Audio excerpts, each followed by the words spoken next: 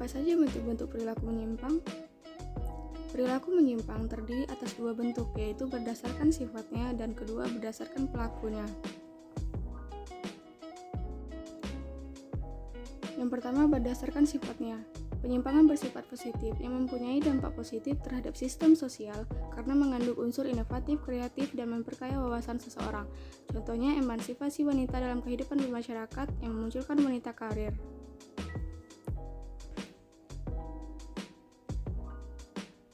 Kemudian yang kedua, ada penyimpangan bersifat negatif, yaitu penyimpangan yang bertindak ke arah nilai-nilai sosial yang dianggap rendah dan selalu mengakibatkan hal yang buruk seperti pencurian, perampokan, dan pemerkosaan.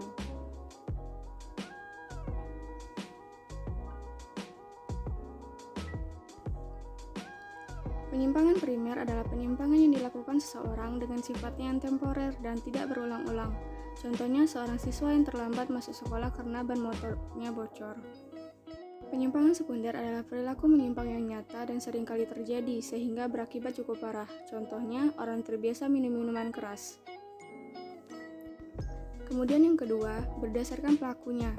Penyimpangan individual adalah tindakan yang dilakukan seseorang yang menyimpang dari norma-norma suatu kebudayaan yang telah mapan. Contohnya, seseorang bertindak sendiri tanpa berencana untuk melaksanakan kejahatan.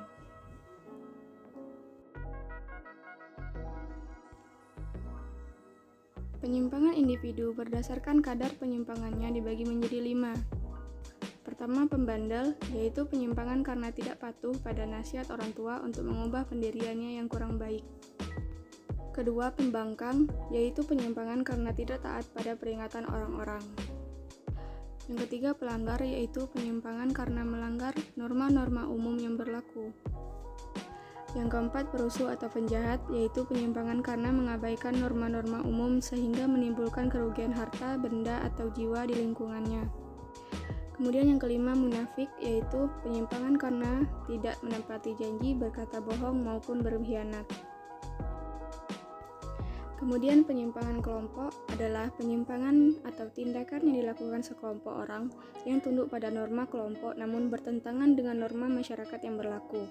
Contohnya sekelompok orang-orang yang menyelundupkan obat-obatan yang terlarang. Kemudian yang ketiga, penyimpangan campuran adalah penyimpangan yang dilakukan suatu golongan sosial dengan organisasi yang rapi sehingga individu atau kelompok di dalamnya taat dan tunduk kepada norma golongan dan mengabaikan norma masyarakat yang berlaku. Contohnya remaja yang putus sekolah dan pengangguran yang frustasi dari kehidupan masyarakat. Dengan di bawah pimpinan seorang tokoh, mereka mengelompokkan ke dalam organisasi rahasia yang menyimpang dari norma hukum atau geng.